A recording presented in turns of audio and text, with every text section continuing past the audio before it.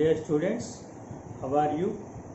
ముందుగా మా YouTube channel GRM Rao e-learning సెంటర్కు స్వాగతం. డియర్ స్టూడెంట్స్, ఈరోజు సెకండ్ బీకామ్ విద్యార్థులకి మరి థర్డ్ సెమిస్టర్లో ఉన్న బ్యాంకింగ్ థియరీ అండ్ ప్రాక్టీస్ అంటే బ్యాంకింగ్ సిద్ధాంతాలు మరియు ఆచరణ అనే సబ్జెక్ట్లోని ఒక టాపిక్తో మీ ముందుకు రావడం జరిగింది. డియర్ స్టూడెంట్స్, మనం బ్యాంకింగ్ థియరీ అండ్ ప్రాక్టీస్ అనే సబ్జెక్ట్లో మరి బ్యాంకింగ్ సిస్టమ్స్ గురించి మనం నేర్చుకుంటున్నాము.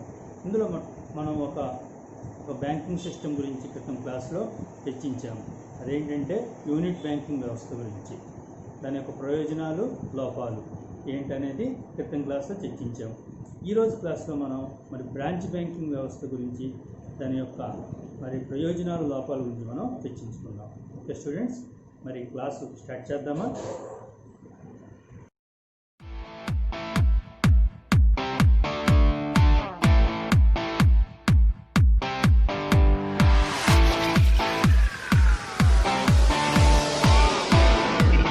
ఓకే స్టూడెంట్స్, మనం ఈరోజు క్లాస్లో బ్యాంకింగ్ సిస్టమ్స్ అనే దానిలో మరి బ్రాంచ్ బ్యాంకింగ్ వ్యవస్థ గురించి మనం తెలుసుకుందాం. డియర్ స్టూడెంట్స్, మనం ఒక్కొక్క దేశంలో ఒక్కొక్క బ్యాంకింగ్ సిస్టమ్ అనేది ఉంటుంది. మరి ఆ దేశాల్లో ఆ బ్యాంకింగ్ సిస్టమ్ అనేది ఆయా దేశాల యొక్క అవసరాలను బట్టి, వాళ్ళ యొక్క మరి పరిస్థితులను బట్టి ఆ వ్యవస్థను నిర్ణయించుకొని ఆ పద్ధతిలో బ్యాంకింగ్ వ్యవహారాలు అనేది నిర్వహించడం జరుగుతుంది. అలా మనకి ఉన్నటువంటి వివిధ సిస్టమ్స్లో బ్రాంచ్ బ్యాంకింగ్ వ్యవస్థ కూడా ఒకటి. అంటే బ్యాంకుల వ్యవస్థీకరణ, వాటి యొక్క వ్యవహారాల స్థాయిని బట్టి బ్యాంకుల్ని రెండు రకాలుగా వర్గీకరించారు. అందులో ఒకటి ఏంటంటే బ్రాంచ్ బ్యాంకింగ్, రెండోది unit banking. So unit banking గురించి మనం తెలుసుకున్నాము. ఇప్పుడు బ్రాంచ్ బ్యాంకింగ్ గురించి తెలుసుకోబోతున్నాము. ఒక స్టూడెంట్స్, స్థూలంగా బ్యాంకులు 4 రకాలుగా వర్గీకరించారు. అవి మనం క్రితం క్లాస్లో చెప్పాం. బ్రాంచ్ బ్యాంకింగు, యూనిట్ బ్యాంకింగు, సామూహిక బ్యాంకింగు, గొలుసు బ్యాంకింగు.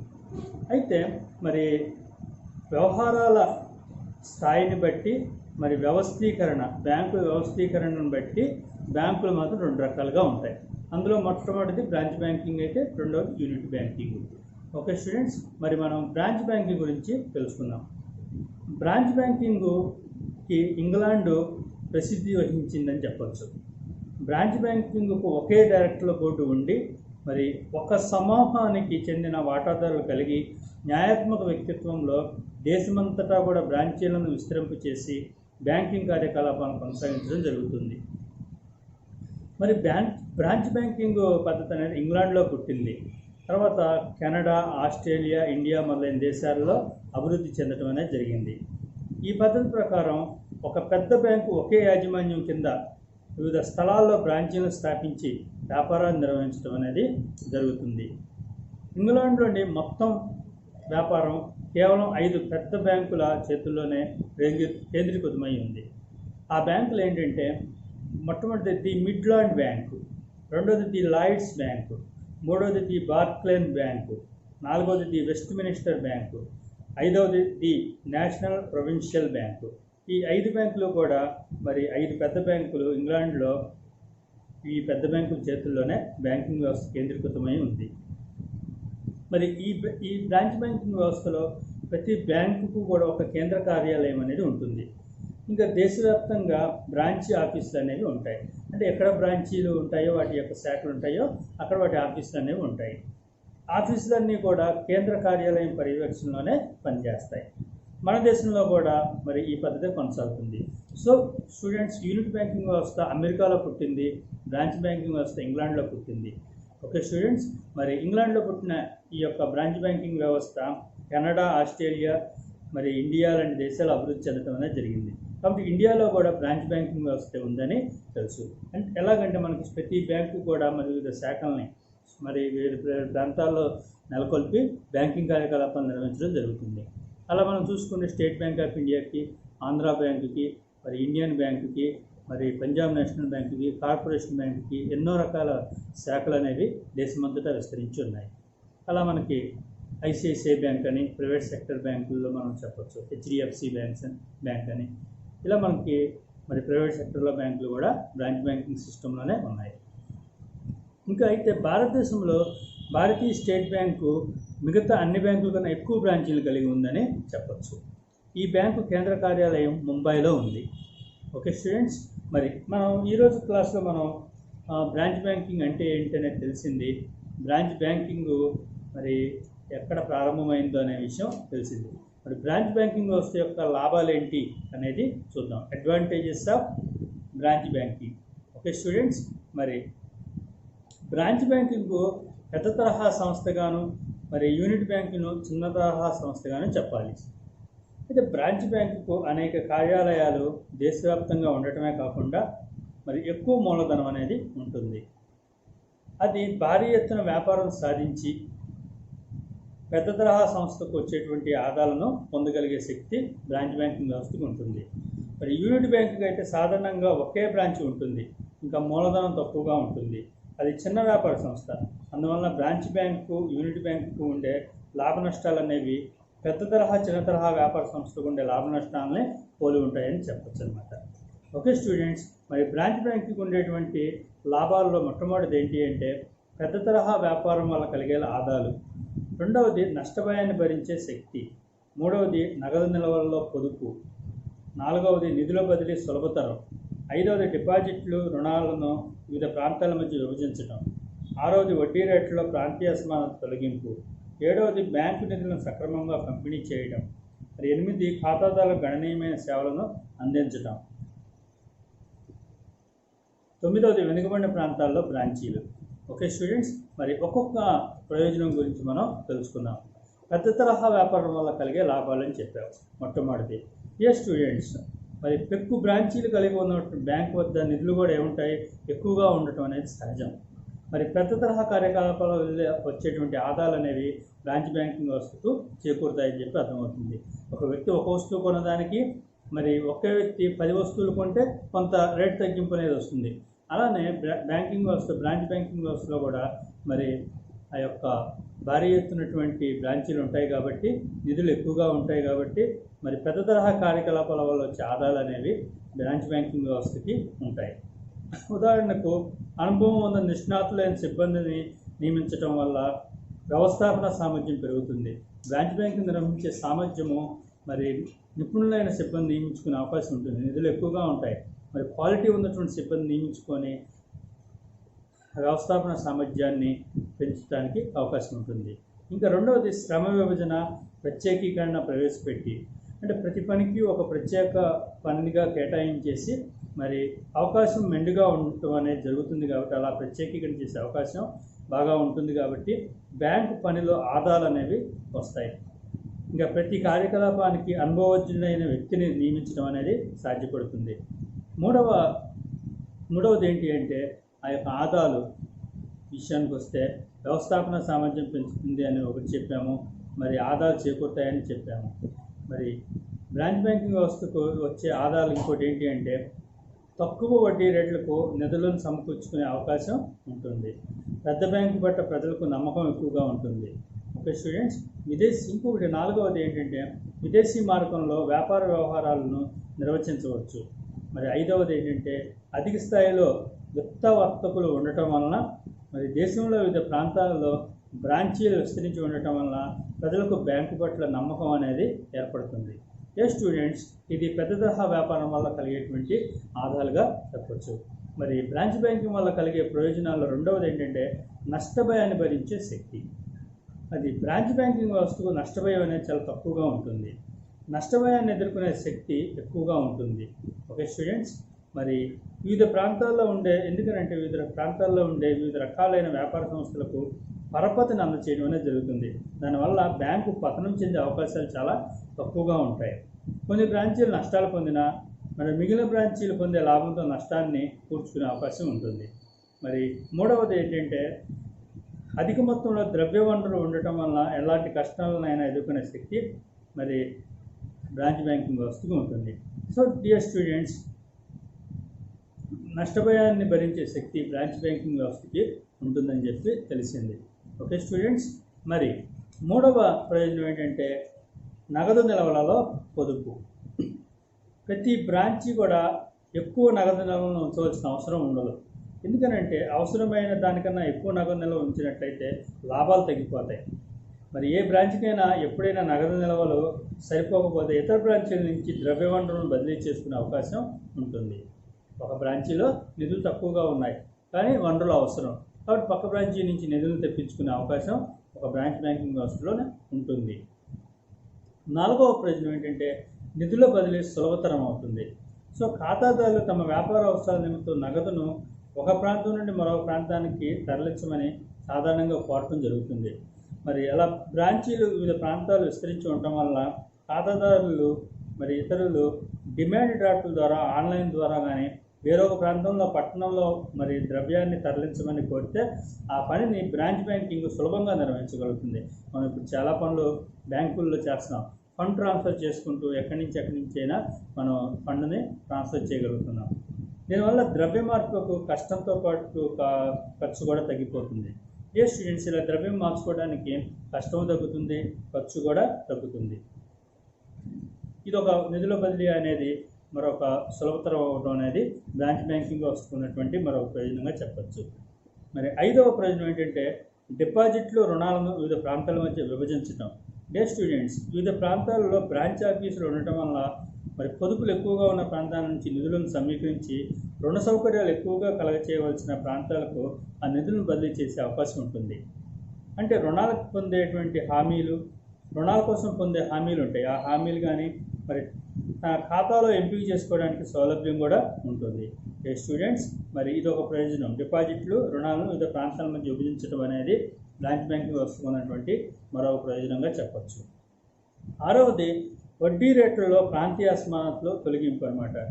మరి దేశంలోని ప్రాంతాల్లో బ్రాంచీ ఆఫీసులు ఉండటం వల్ల అధిక వడ్డీ ఉన్న ప్రాంతాల నుండి తక్కువ వడ్డీ ఉన్న ప్రాంతాలకు నిధులను బదిలీ చేయవచ్చు. మరి ఫలితంగా వడ్డీ రేట్లలో ఉండే అసమానతల్ని తగ్గించే అవకాశం ఉంటుంది. మరి 7వ ప్రయోజనం ఏంటంటే బ్యాంకు నిధులను సక్రమంగా పంపిణీ చేయటం. స్టూడెంట్స్ బ్యాంకు సేకరించిన డిపాజిట్లు ఉంటాయి. ఆ డిపాజిట్లని మూలధనం సక్రమంగా ఉపయోగించుకోవచ్చు.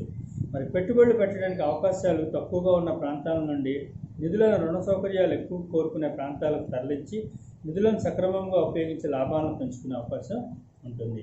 మరి 8వది ఏంటంటే ఖాతాదారులకు గణనీయమైన సేవలు అందించడం.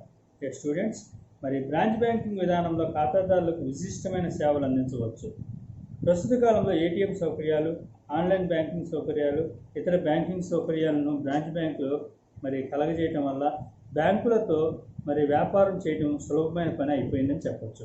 ఇంకా టెలి బ్యాంకింగ్, ఆన్లైన్ బ్యాంకింగ్ వల్ల ఏంటంటే ఖాతాదారు బ్రాంచ్ వద్దకు వెళ్లకుండానే మరి తన అవసరాలను తీర్చుకోగలుగుతున్నాడని చెప్పచ్చు.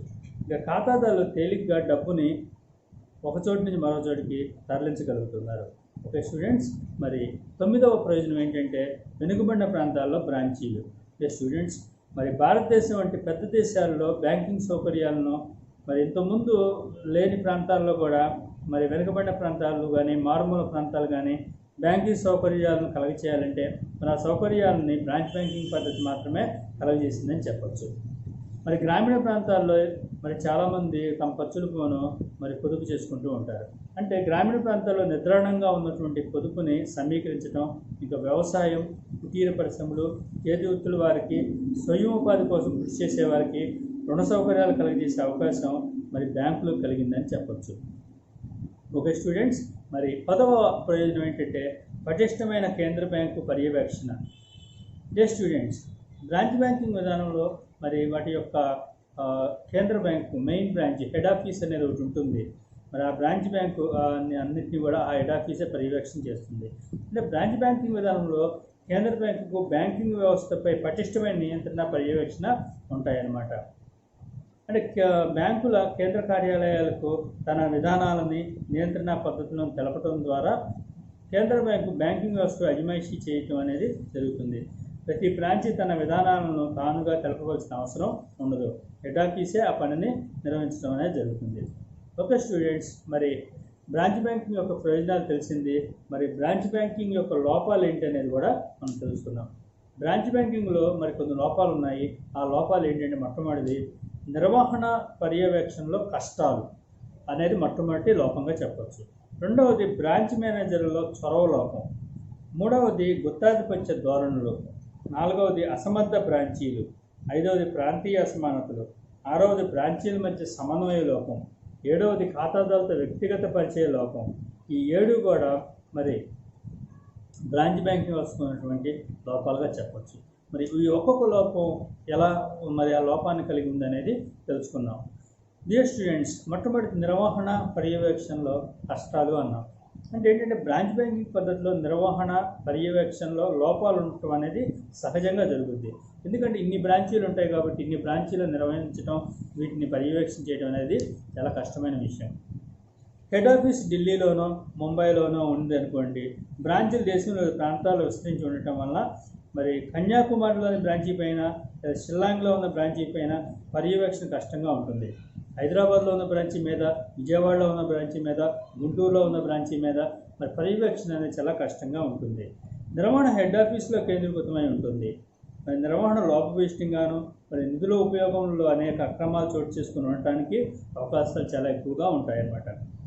బ్రాంచ్ మేనేజరు ప్రతి చిన్నదానికి కూడా మరి హెడ్ ఆఫీస్ నుండి లేదా రీజనల్ ఆఫీస్ నుంచి అనుమతులు పొందాలి అని చెప్పేసి కోరుకుంటాడు. అనుమతులు వచ్చే కానీ తన ముందుకు వెళ్ళలేడు. కాబట్టి అలాంటి అనుమతులు పొందాల్సి ఉండటం వల్ల రుణ సౌకర్యాలు కలగజేయడంలో కాలయాపన ఎక్కువగా ఉంటుంది. ఇది నిర్వహణ పర్యవేక్షణలో కష్టాలు అన్న లోపంగా చెప్పచ్చు. రెండవది బ్రాంచ్ మేనేజర్లో చొరవ లోపం. స్టూడెంట్స్, బ్రాంచ్ మేనేజర్ స్వతంత్రంగా నిర్ణయాలు తీసుకోలేరు. ప్రాంతీయ కార్యాలయం లేదా పై అధికారుల పచ్చ జెండా చూపనిదే ఏ కార్యకలాపం కూడా పూర్తి అవ్వదు. ఇది మరొక లోపంగా చెప్పచ్చు. మూడవది గుత్తాధిపత్య ధోరణిలో. బ్రాంచ్ బ్యాంకింగ్ వ్యవస్థలో అనేక బ్రాంచీలు ఉంటాయి. మరి పెద్ద బ్యాంకుల్లో గుత్తాధిపత్య పోకడు మనకి ఎప్పుడూ కూడా కనిపిస్తూనే ఉన్నాయి. సాధారణంగా బ్యాంకు డైరెక్టర్లే మరి పారిశ్రామిక సంస్థ డైరెక్టర్గా ఉండటం అనేది జరుగుతుంది. దానివల్ల ఏంటంటే వారి అధీనంలో ఉన్నటువంటి సంస్థలకు నిధులను తరలించడం అనేది జరుగుతుంది. తక్కువ సంఖ్యలో ఉన్న పెద్ద బ్యాంకులు బ్యాంకింగ్ వ్యవస్థ అంతటిపైన ఆధిపత్యం చెలాయించే అవకాశం ఉంటుంది. నాలుగవది అసమర్థ బ్రాంచీలు. మరి ఈ వ్యవస్థలో మనకి నష్టాల్లో ఉన్న ఆర్థిక శక్తి లోపించిన బ్రాంచీలు కూడా ఉంటాయి. నష్టాలు పొందుతూ ఆర్థిక శక్తి లేని బ్రాంచీలు కూడా ఉంటాయన్నమాట. ఆ బ్రాంచీలు పొందే నష్టాలు అనేవి ఇతర బ్రాంచీల మీద ప్రభావం చూడడం అనేది జరుగుతుంది. కాబట్టి అసమర్థ బ్రాంచీలు ఉండడం అనేది మరొక లోపంగా చెప్పచ్చు. ఐదవది ప్రాంతీయ అసమానతలు. స్టూడెంట్స్, మరి ఈ బ్రాంచ్ బ్యాంకింగ్ వ్యవస్థలో వెనుకబడిన చిన్న ప్రాంతాల్లో సేకరించిన డిపాజిట్లని పెద్ద పారిశ్రామిక ప్రాంతాలను తరలించి మరి అలాంటి ప్రమాదం అనేది లేకపోలేదు. ఎందుకంటే చిన్న ప్రాంతాలను అభివృద్ధి చేయకుండా పెద్ద ప్రాంతాలను అభివృద్ధి చేసే విధంగా నిధులు అనేవి పెద్ద ప్రాంతాలకు తరలింపు అనేది జరుగుతుంది. కాబట్టి ఇలా జరిగినట్లయితే మనకి ఏం జరుగుతుందంటే ప్రాంతీయ అసమానతలు పెరుగుతాయి. అంటే ఒక ప్రాంతం బాగా డెవలప్ అవుతుంది, అంటే ఒక ప్రాంతంలో పరిశ్రమలు వస్తాయి, ఒక ప్రాంతంలో రోడ్డు సౌకర్యాలు వస్తాయి, ఒక ప్రాంతంలో విద్యా సౌకర్యాలు వస్తాయి, ఒక ప్రాంతంలో పరోక్షంగా ఉపాధి అవకాశాలు దొరుకుతాయి, ఒక ప్రాంతం పూర్తిగా ఉపాధి, ఉద్యోగ, రోడ్లు మరి ఇలాంటి అవకాశాలు ఏమీ లేకుండా వెనకబడిపోవడం అనేది జరుగుతుంది. స్టూడెంట్స్, మరి ఆరవ లోపం ఏంటంటే బ్రాంచీల మధ్య సమన్వయ లోపం. స్టూడెంట్స్, అనేక బ్రాంచీలు ఉంటే వాటి మధ్య సమన్వయం సాధించడం కష్టం. బ్యాంకు విధానాలు అనేవి ఒకే తరహాలో అన్ని బ్రాంచీల్లోనూ అమలుపరచడం అనేది కష్టసాధ్యమవుతుంది. స్టూడెంట్స్, మరి ఏడవది ఏంటంటే ఖాతాదారులతో వ్యక్తిగత పరిచయ లోపం. ఇది ఒక పెద్ద లోపంగా చెప్పొచ్చు. బ్రాంచ్ మేనేజర్లు ఎప్పుడు కూడా తరచూ బదిలీలు అవుతుంటారు. ట్రాన్స్ఫర్ కావడం వలన మరి వాళ్ళ ఖాతాదారులతో వ్యక్తిగత సంబంధాలు ఏర్పరచుకోలేదు. కాబట్టి వ్యక్తిగత సంబంధాలు ఏర్పరచుకోవడానికి బ్రాంచ్ మేనేజర్లు కూడా పెద్ద ఉత్సాహం అనేది చూపరు. మరి ఖాతాదారుల ఆర్థిక స్థితిలపై అవగాహన ఉంటే రుణం ఎవరికి ఇవ్వవచ్చు, ఎవరికి ఇస్తే ప్రమాదం అనేది తెలుస్తుంది. కానీ ఆ అవకాశం మరి బ్రాంచ్ బ్యాంకింగ్ వ్యవస్థలో ఉండే అవకాశం ఉండదు. స్టూడెంట్స్, ఈరోజు క్లాస్లో మనం బ్రాంచ్ బ్యాంకింగ్ వ్యవస్థ దాని యొక్క అర్థం, మరి బ్రాంచ్ బ్యాంకింగ్ వ్యవస్థ యొక్క ప్రయోజనాలు, బ్రాంచ్ బ్యాంకింగ్ వ్యవస్థ లోపాల గురించి చర్చించుకున్నాం. మరి తదుపరి క్లాస్లో తదుపరి టాపిక్తో మీ ముందుకు రావడం జరుగుతుంది. Thank you very much.